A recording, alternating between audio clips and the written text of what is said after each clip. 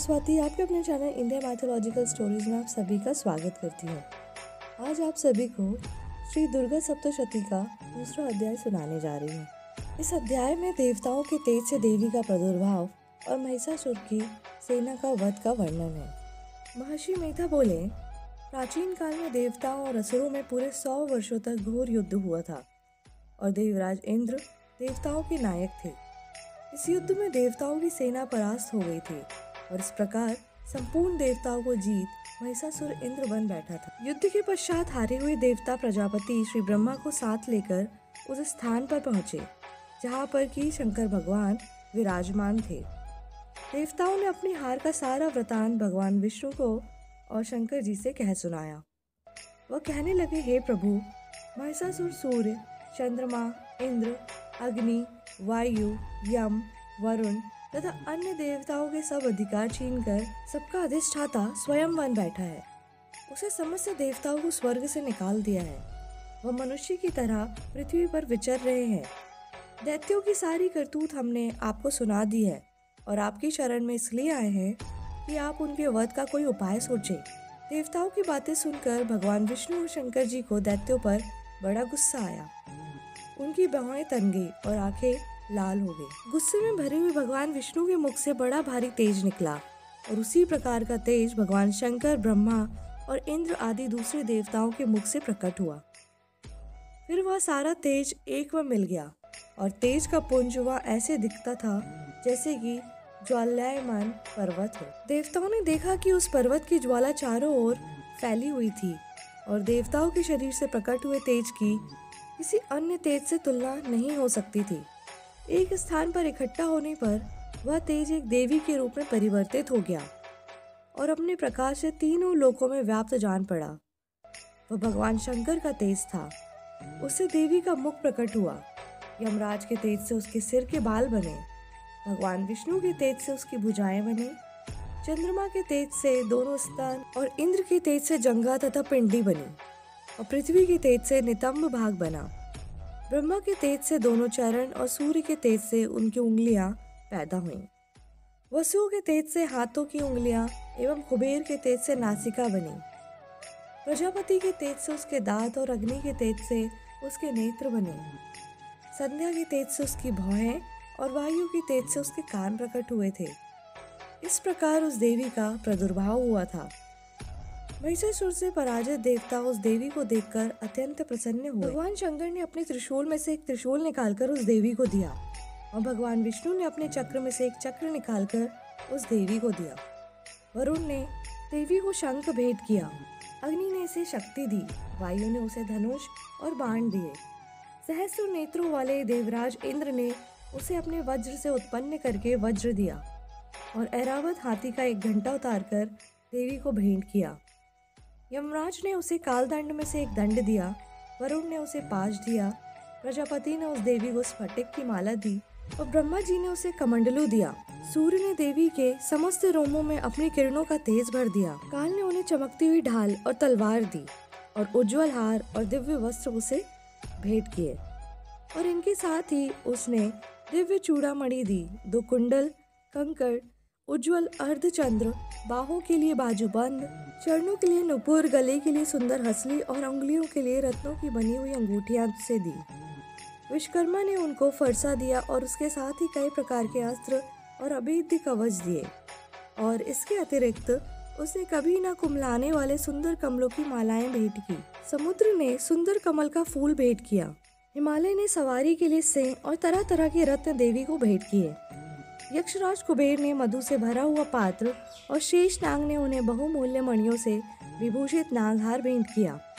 इसी तरह दूसरे देवताओं ने भी उसे आभूषण और अस्त्र देकर उसका सम्मान किया। इसके पश्चात देवी ने उच्च स्वर से गर्जना की। उसके इस भयंकर नाद से आकाश गूंज उठा। देवी का वह उच्च स्वर से किया हुआ सिंहनाद समा न सका। आकाश उनके सामने छोटा प्रतीत होने लगा। उससे बड़े जोर की प्रतिध्वनि हुई जिससे समस्त विश्व में हलचल मच गई और समुद्र कांप उठे। पृथ्वी डोलने लगी और सबके सब पर्वत हिलने लगे। देवताओं ने उस समय प्रसन्न हो सिंह वाहिनी जगतमयी देवी से कहा, देवी तुम्हारी जय हो। इसके साथ महर्षियों ने भक्ति भाव से विनम्र होकर उनकी स्तुति की। संपूर्ण त्रिलोकी को शोकमग्न देखकर दैत्यगण अपनी सेनाओं को साथ लेकर और हथियार आदि सजाकर उठ खड़े हुए। महिषासुर के क्रोध की कोई सीमा नहीं थी। उसे क्रोध में भरकर कहा, यह सब क्या उत्पात है। फिर वह अपनी सेना के साथ उसे और दौड़ा जिस ओर भयंकर नाद का शब्द सुनाई दिया था, और आगे पहुंचकर उसने देवी को देखा, जो कि अपनी प्रभा से तीनों लोगों को प्रकाशित कर रही थी। उसके चरणों के भार से पृथ्वी दबी जा रही थी। माथे के मुकुट से आकाश में एक रेखा सी बन रही थी, और उसके धनुष की टंकार से सब लोग क्षुब्ध हो रहे थे। देवी अपनी सहस्रों भुजाओं को संपूर्ण दिशाओं में फैलाए खड़ी थी। इसके पश्चात उनका दैत्यों के साथ युद्ध छिड़ गया, और कई प्रकार के अस्त्र शस्त्रों से सबकी सब दिशाएं उपदाशित होने लगी।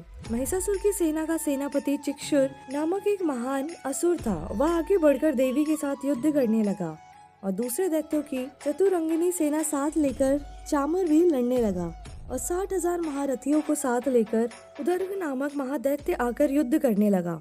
और महाहनु नामक असुर 1 करोड़ रथियों को लेकर, असिलोमा नामक असुर 5 करोड़ सैनिकों को साथ लेकर युद्ध करने लगा।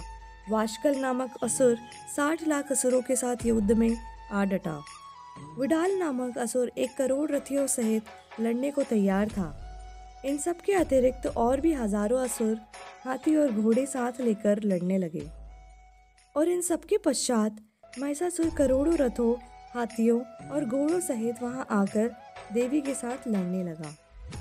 सभी असुर तोमर, बिंदीपाल, शक्ति, मुसल, खड्गों, फरसों, पट्टियों के साथ रणभूमि में देवी के साथ युद्ध करने लगे। कई शक्तियां फेंकने लगे और कई अन्य शस्त्रादि। इसके पश्चात सबके सब दैत्य अपनी अपनी तलवारें हाथों में लेकर देवी की ओर दौड़े और उसे मार डालने का उद्योग करने लगे। मगर देवी ने क्रोध में भरकर खेल ही खेल में उनके सब अस्त्रों शस्त्रों को काट दिया। इसके पश्चात ऋषियों और देवताओं ने देवी की स्तुति आरंभ कर दी, और वह प्रसन्न होकर असुरों के शरीरों पर अस्त्र शस्त्रों की वर्षा करती रही। देवी का वाहन भी क्रोध में भरकर दैत्य सेना में इस प्रकार विचरने लगा जैसे कि वन में दावानल फैल रहा हो। युद्ध करती हुई देवी ने क्रोध में भर जितने श्वासों को छोड़ा, वह तुरंत ही सैकड़ों हजारों गढ़ों के रूप में परिवर्तित हो गए। फरसे, बिंदीपाल, खड़ग तथा पट्टिश इत्यादि अस्त्रों के साथ दैत्यों से युद्ध करने लगे।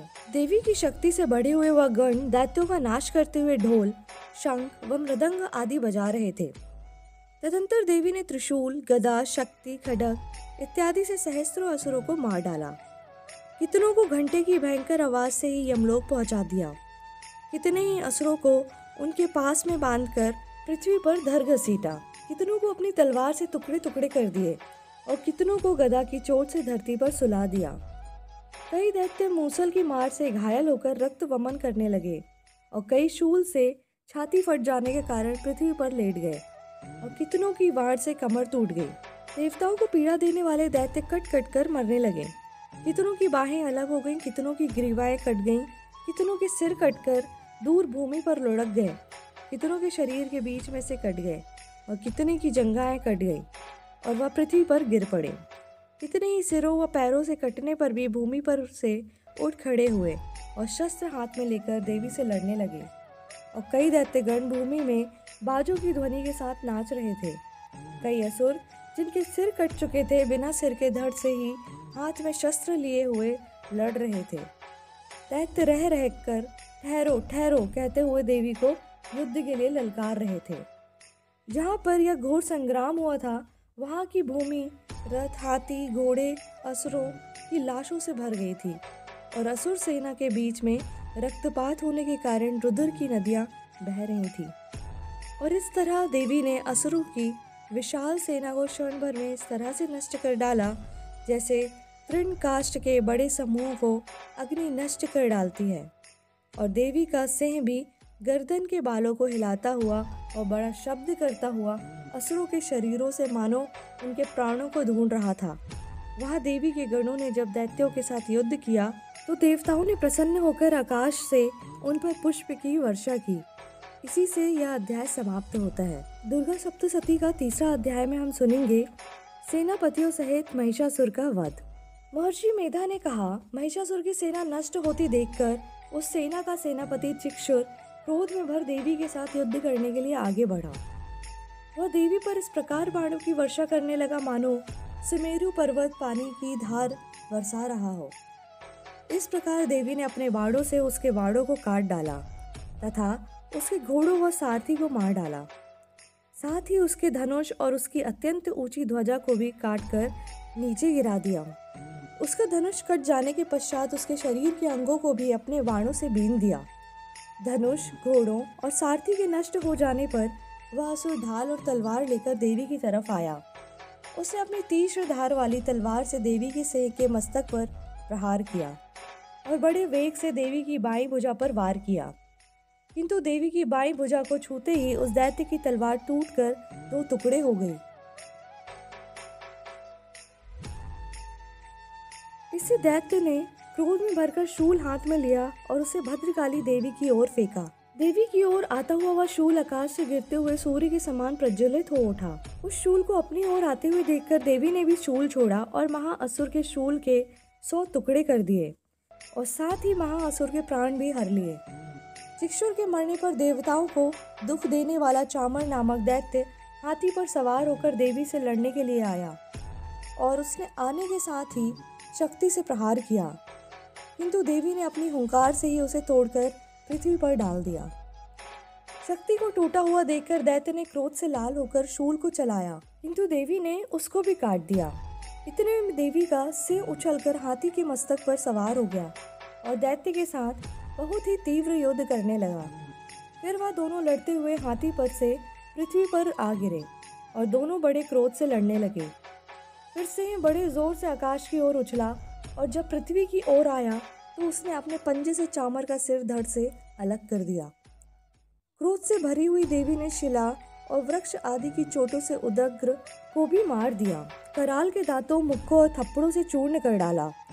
क्रोध हुई देवी ने गदा के प्रहार से उद्धत दैत्य को मार गिराया।